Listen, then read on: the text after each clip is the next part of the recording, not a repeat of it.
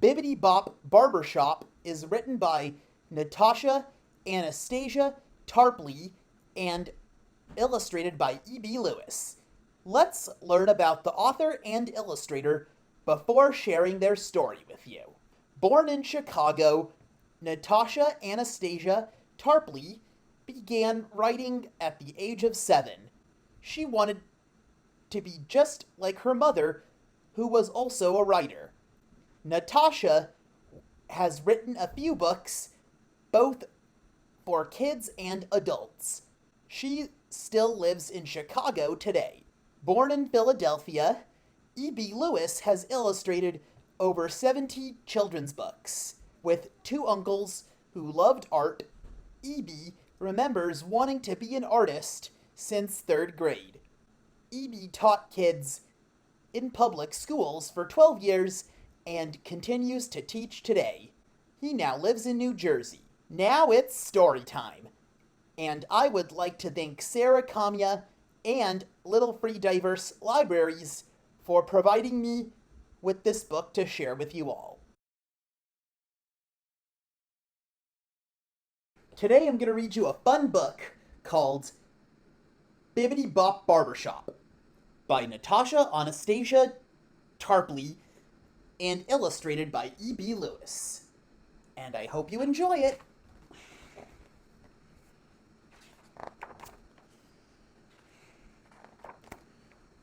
Your early Saturday morning, Daddy comes to wake me up with our secret knock.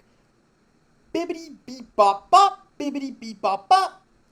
You up, little man? Daddy pokes his head into my room. I'm up, I say excitedly, and jump out of bed. I can hardly wait. I'm going to get my first haircut at the barber shop today. Mama and my sister, Kiana, are still asleep. Daddy and I have the house all to ourselves. Quietly, Daddy and I dress in matching blue jeans and gym shoes. Then head outside. We turn onto Main Street and stop at Jack's Sweet Shop. Daddy orders a gooey cinnamon roll and black coffee and a glazed donut and chocolate milk for me. Miles is getting his first haircut at the barber shop today, Daddy tells Mr. J. Is that so? Mr. J asks, leaning over to the counter. I nod yes. This calls for a celebration. I'll make your milk a double. Mr. J pours chocolate milk into a tall cup. Be brave, little man, he says as he hands it to me.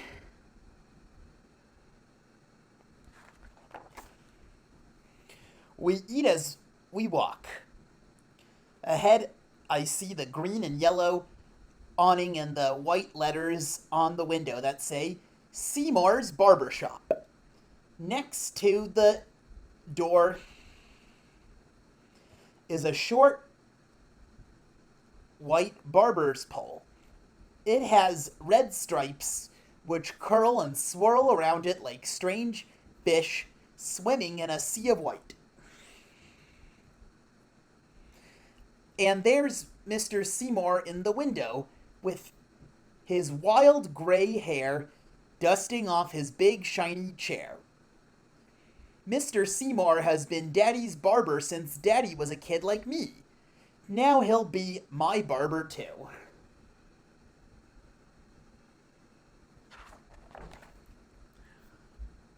Inside, the shop is crowded. Daddy stops to whisper something to Mr. Seymour, and then we walk to the back of the shop to find a seat. Hey there, Charles. Hey there, little man. What's going on? People call out as we pass. First haircut? One of the men asks me. I nod yes. Nothing to it, he says. I just gotta be brave. All these people are telling me to be brave, but I don't know exactly what they mean. What does brave mean, Daddy? I ask. It just means that you're not afraid, Daddy says. When we sit down, I practice being brave.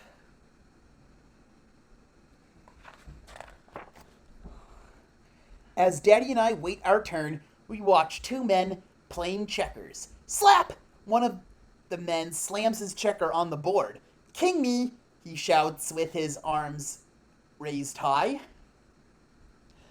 Another group of men is clustered around the television at the back of the shop watching a basketball game. Come on, man, shoot the ball. What are you waiting for? Pass it, pass it. Foul, that was a foul. The ref must be blind. Woo, that boy can fly, one man cheers when his favorite player finally makes a basket.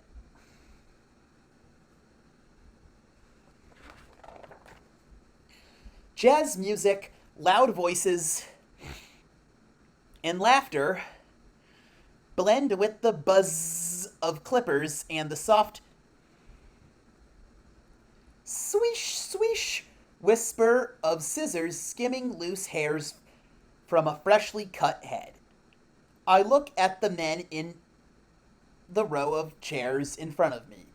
I can see their faces in the long mirror that runs along an entire wall of the shop. The man in Mr. Seymour's chair is getting his head shaved. Take it all off, he says. A patch of sunlight gleams right on top of his bald head.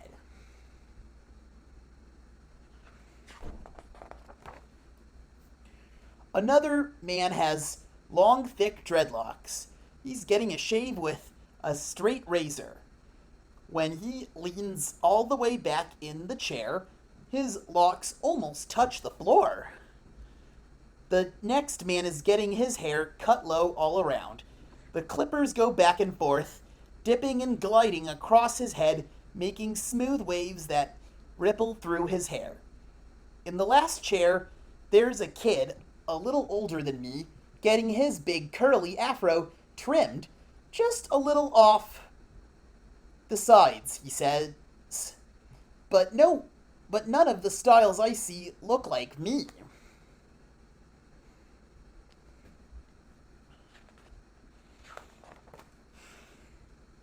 After a while, Mr. Seymour points toward Daddy and me and calls my name. Me?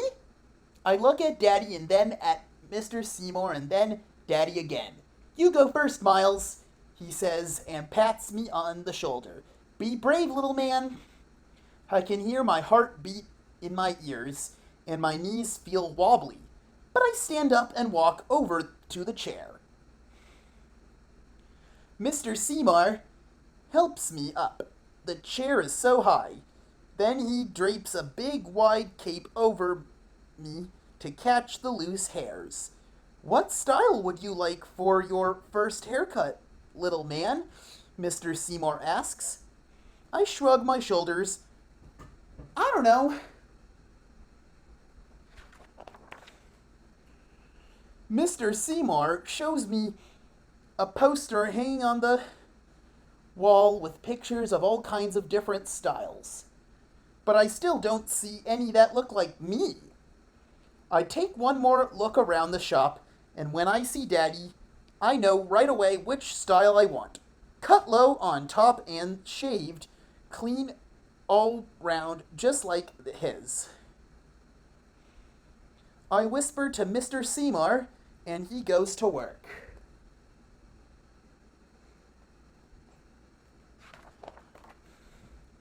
Mr. Seymour takes out his pick. He picks my hair until it is fluffy and stands up high. Then, with his scissors, he begins to cut my hair just like Mama used to do it at home. But when he finishes with the pick and scissors, I hear him turn the clippers on. My heart starts beating fast again. Will the clippers hurt? What if Mr. Seymour accidentally cuts off my ear?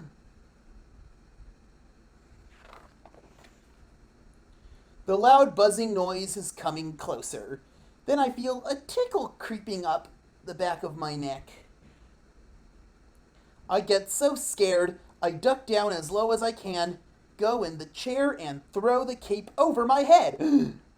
I peek out from under the cape, and when Mr. Seymour turns the clippers off, Daddy is squatting beside me, I tried to be brave, but I didn't know how, I said with the tears in my eyes. You know, I was scared when I got my first haircut, Daddy says, and wipes my tears away. You were? I said with my eyes open wide. Daddy nods. But I'll tell you a trick. Pretend that you're a giant and so tall your head touches the sky, and the buzzing of the clippers is just the sound of airplanes zooming by, or maybe you're a superhero saving the earth from a swarm of killer bees. Try it. I promise you won't be frightened anymore. So I close my eyes and think about giants and my favorite superheroes. But I can't picture any of them getting a haircut. Then I remember watching Daddy getting his hair cut. The way he sits up tall and closes his eyes halfway, like he doesn't have a care in the world. I think about how brave Daddy is, and I get brave too.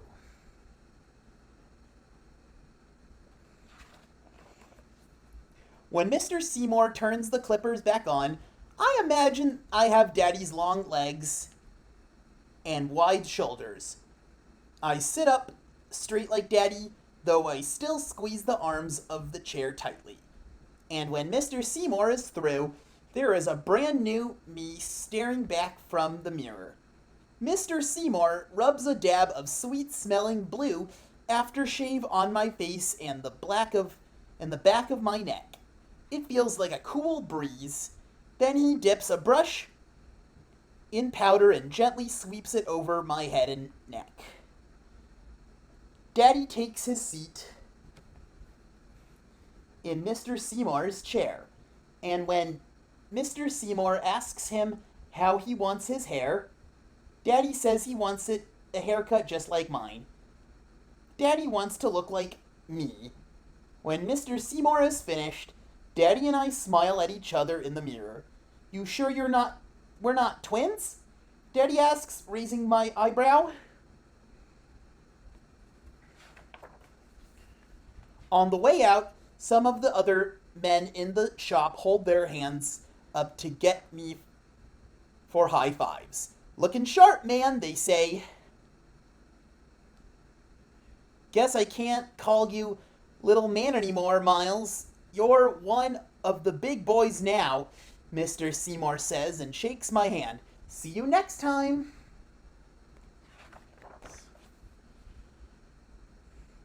I hum a happy,